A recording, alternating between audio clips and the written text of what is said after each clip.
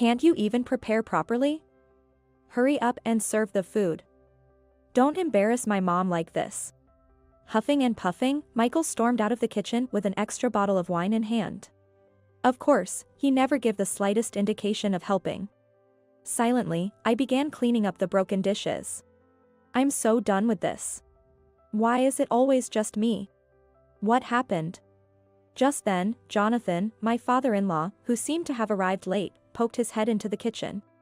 Probably having heard the sound of breaking dishes. Seeing the array of dishes laid out in the kitchen, he looked surprised. All this. Don't tell me you did this all by yourself. With a sense of resignation towards Jonathan's attitude, I informed him with a touch of self-deprecation. It's always like this. I then gathered the broken pieces of dishes and stood up. Seeing me like this, Jonathan seemed at a loss for words. The sight of me, evidently more worn out than the last time we met, shifted his surprise to anger. I'll ask my wife what she intends. You come too. After telling me that, Jonathan led me to the living room. My name is Sarah, 32 years old. I've been married to Michael, who is 3 years my senior, for almost a year now. I had been working as an outpatient nurse at a small pediatric clinic since before I got married, but I recently switched to a general hospital in the same city for skill development. If it's been a year since the marriage, I believe it would still be considered newlywed by general standards. However, from day one of our marriage, we've been staying at my in-laws' house with my mother-in-law, Linda. The reason was that my husband wished it so, concerned about his mother who was left alone because his father was on a long-distance work assignment. At first, I also thought having more people living together would be reassuring. I believed we could help and support each other during busy times. But I soon came to understand painfully that this was a huge misunderstanding. Sarah, that's terrible of you. It was the morning after my first night shift since changing jobs.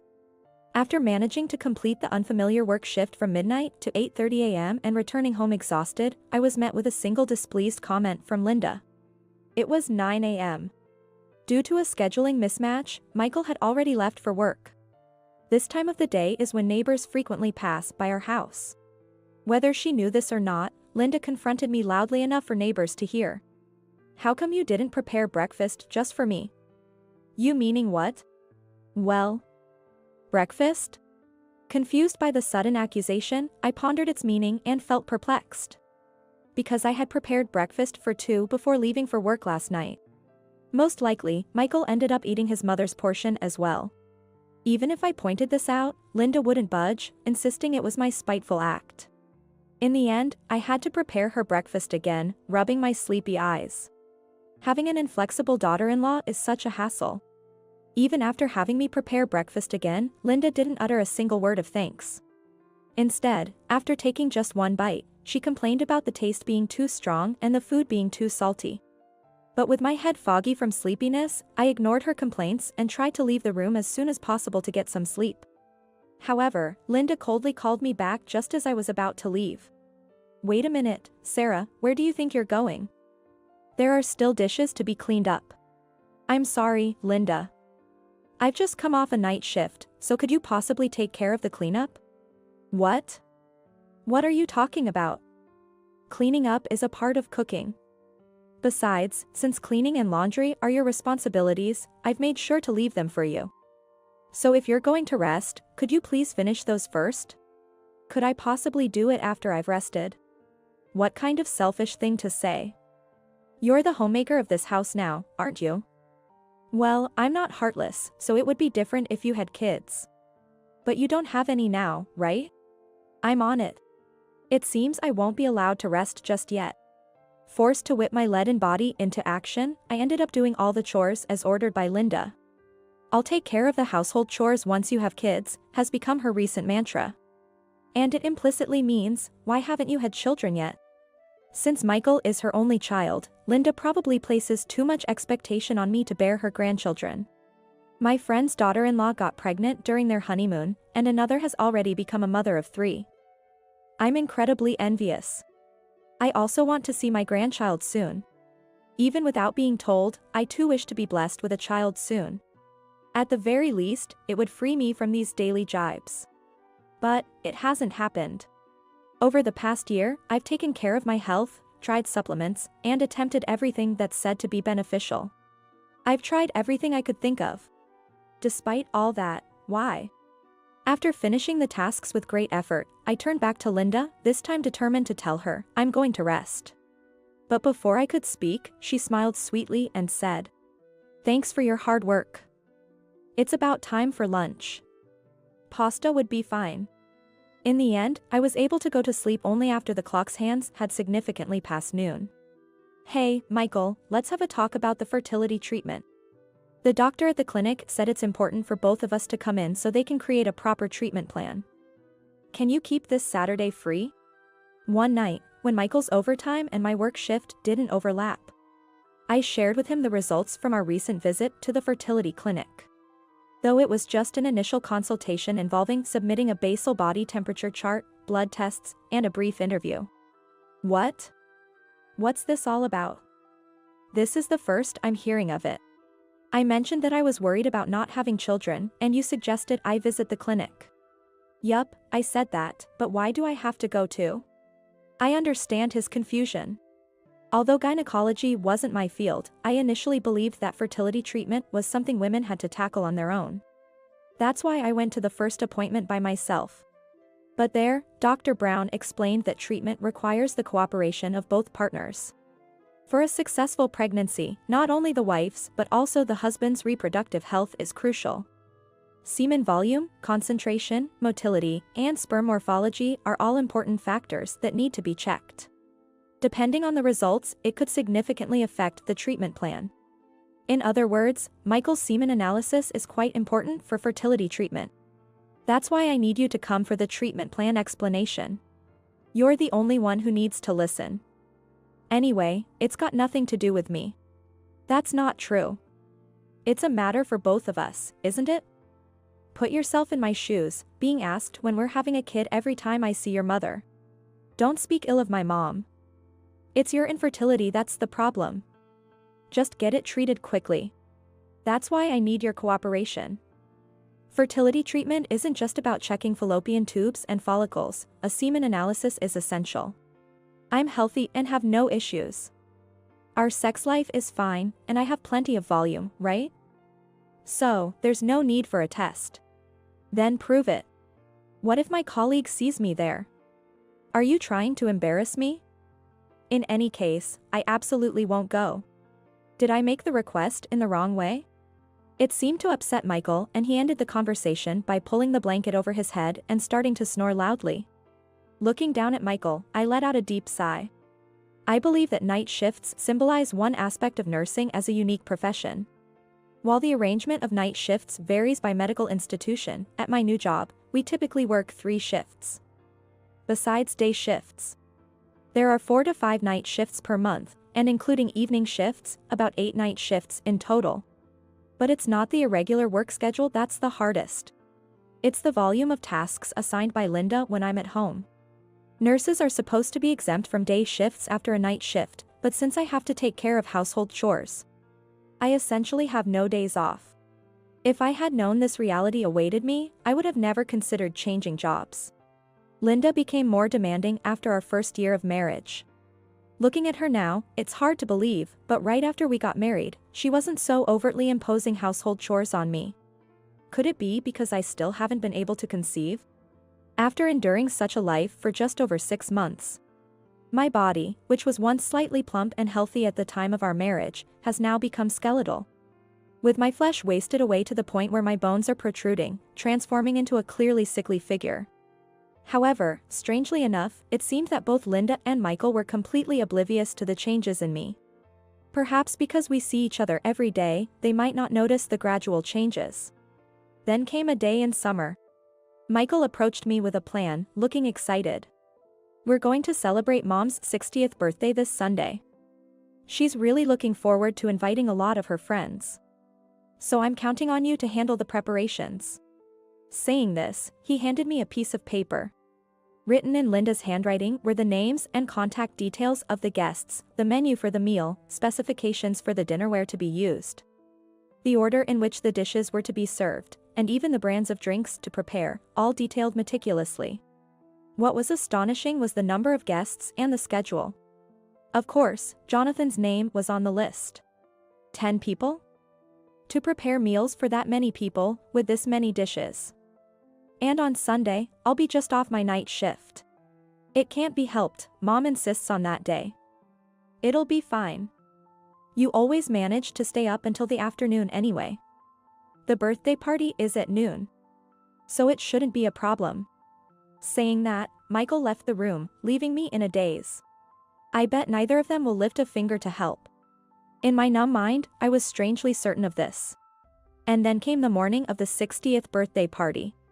As usual, after coming off a night shift, I staggered home and went about the household chores and preparations as Linda directed. Having done the laundry and cleaning the night before, turned out to be a saving grace. But some of the groceries I had bought in advance were apparently eaten by Michael, forcing me to go shopping again. Due to this mishap, guests started arriving at the house before I could even begin preparing the main dishes. While Linda, dressed to the nines, entertained the guests, I hurriedly prepared the drinks, a few appetizers, and glasses.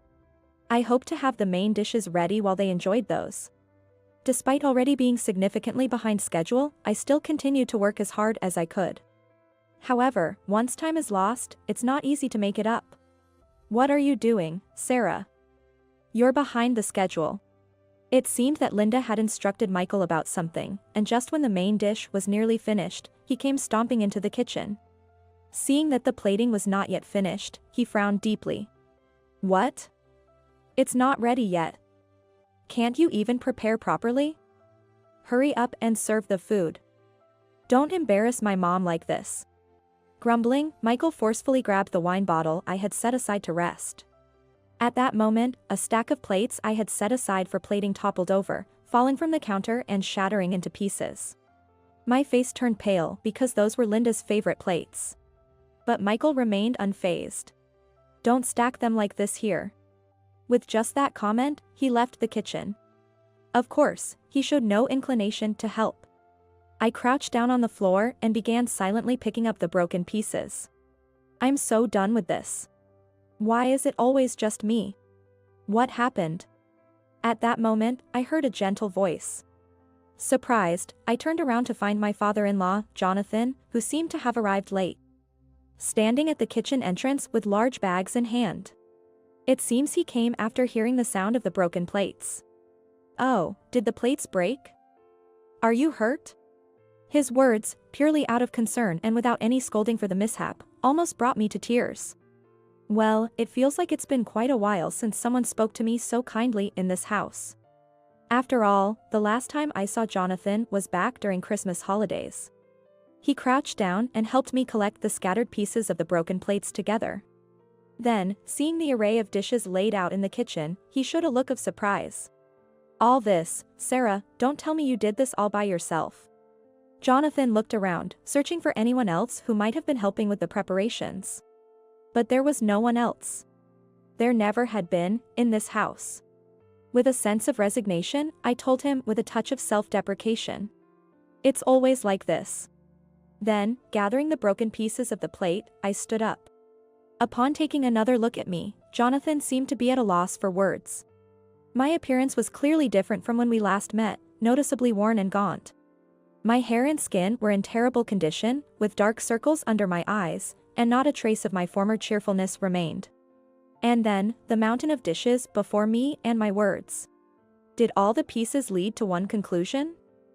Jonathan's expression of surprise now morphs into one of anger. I'll ask my wife what she intends. You come too. With a voice lower than I'd ever heard him use, he said so, and I hurriedly stopped him as he attempted to leave the kitchen. But the cooking isn't done yet. There's no need for you to do it. With a sharp rebuke that quelled my slight resistance, he then led me towards the living room. Upon entering the living room, we found Linda entertaining guests, pouring the wine Michael had brought around for everyone. Sarah. How long are we supposed to wait? Oh, you finally arrived too. Everyone, this is my husband, Jonathan. He's been on a long-distance work assignment alone for quite a while, but he made a special trip back just for me today. After that, the guests greeted him with warm smiles. Responding to their greetings, Jonathan also offered a brief acknowledgement. Hi everyone. Thank you all for coming to today's party. And I am very grateful to you for always supporting my troubled wife. Excuse me, darling. It's not nice of you to call me troubled wife at such a special celebration. A troubled wife is still a troubled wife, in the truest sense. What? At that remark, the previously warm atmosphere in the living room instantly fell silent. I was standing behind Jonathan, but he made me stand next to him. And he turned to face the guests again. I would like to introduce her. This is Sarah, Michael's wife. Hey, darling, Sarah is still busy with the preparations, and... Jonathan glared at Linda and shut her up as she tried to cut in, and continued. She got married Michael a year and a half ago. She was an accommodating, cheerful, and above all beautifully smiling young lady. And I was convinced that my son would have a bright future. But how does she appear to you now? At least 6 months ago. She wasn't as emaciated as she is now, nor did she have such a lifeless expression. As Jonathan paused, whispers among the guests started to emerge, saying things like, she surely looked different from the photos. And, she's clearly lost too much weight. Listening to these murmurs, Jonathan then turned back to Linda. Explain why Sarah has changed so drastically. Ah. I don't know. Maybe her job is too demanding or what? Oh, don't you remember I told you she switched to a hospital with night shifts at the start of the year over the phone? So are all of Sarah's colleagues in this state of health as well? If so, that's a clear violation of labor laws. I'll have to contact the medical labor union. But that is... Still playing dumb, are you? I just heard it all, that you were always forcing her to do all of chores without any time to rest. Even today, she's just off a night shift. Despite you knew she was in such a condition, did you leave her alone to prepare for such a big party? That's right. On the way from the kitchen to the living room, I had confided everything to Jonathan. How I had been treated almost like a housekeeper for the past 6 months, with hardly any time off. As Linda turned her face away, unable to refute, Jonathan then sternly looked at Michael. And you, Michael. Knowing that Sarah was going through all this, why haven't you done anything? Well, it is. I mean, it's the matter only between Sarah and Mom, right? It has nothing to do with me. What did you vow at your own wedding? To protect and support her, to make her happy, didn't you? Does she look happy to you now? Well, yes, there were times when I thought it was a little too much. But Mom said if we have no kids, it's just normal. If you're a man, you should prioritize your spouse over your mother. Have you forgotten that your marriage broke down because both of you cornered your ex-wife like that before? At Jonathan's words, Michael turned bright red and fell silent. And I, too, in sheer surprise, gaped and looked up at Michael. I knew Michael had been married before, and I had decided to marry him fully aware of that fact. But it was completely news to me that his ex-wife had been treated in the same way as I am now. But while I was surprised, a part of me strangely felt a sense of realization, as if thinking, well, so it really was like that. Let me be clear, since she doesn't have children, it's only expected that she should be able to manage this much work. It is unbelievable that they've been married for a year and a half and still haven't been blessed with children. She falls short in so many ways as my son's wife. Even if she were infertile, there's no blame in that condition itself. Your argument is nothing but a misplaced outburst. Who do you think you are, saying such things so arrogantly? How could you, who have been away from home for so long, understand my feelings? You couldn't possibly understand, could you? Surrounded by people who constantly boast about how happy they are with their grandchildren, do you have any idea how miserable that made me feel? It was tough. I wanted to meet my grandchild so badly. With that outburst, Linda finally broke down in tears. While I felt a bit of pity for her in that state, it couldn't erase the physical and emotional pain I had endured for over 6 months. If the same was done to Michael's ex-wife, then I find it even more unforgivable. It's impossible for you to meet grandchildren. I'm sure they will never come to you in the future. After stating my position firmly, I thrust a few pieces of paper in front of Linda. These were items I had taken from my room just now as Jonathan and I were moving here. They were the test results from the fertility treatment clinic. Blood tests, AMH, hysterosalpingography, anti-sperm antibody test, and others, all normal. My body is healthy. If the situation was the same with his ex-wife, there's only one conclusion. The problem lies with Michael.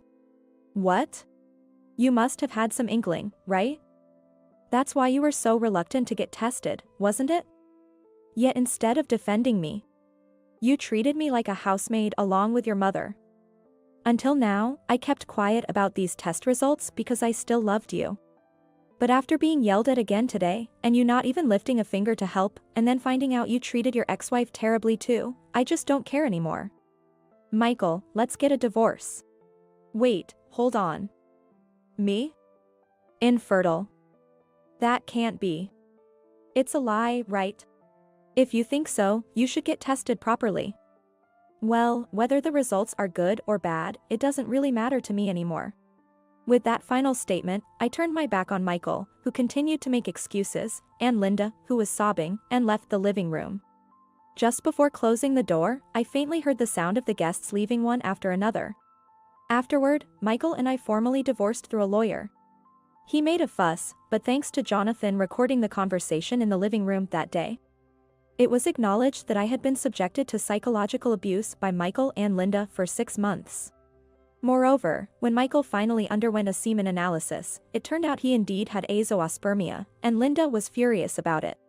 And then, after we successfully finalized our divorce, surprisingly, Linda and Jonathan decided to get a divorce as well. Jonathan mentioned, I had hoped she would reflect on and change her behavior regarding how she treated our son's ex-wife, but since that didn't happen, I had to make this decision. He apologized for not realizing the situation sooner and for not having Michael's sperm tested before we got married. A year later, rumor has it that Linda, ousted from the family home, now lives in public housing with Michael within the same city. Furthermore, it seems that Linda was cut off by her former friends as well. Moreover, through those friends, the rumor spread further, and now Michael is said to be feeling quite uncomfortable even at his workplace. And through Jonathan, I met a man and, after 6 months of dating, we got married. Jonathan said that he highly trusts the man who works for him. Now, we are living happily together. Recently, I found out I was 2 months pregnant after a checkup at the gynecologist, and I plan to share the news with Jonathan soon. After all, for us, Jonathan is not only the matchmaker but also the benefactor who saved me from a difficult situation.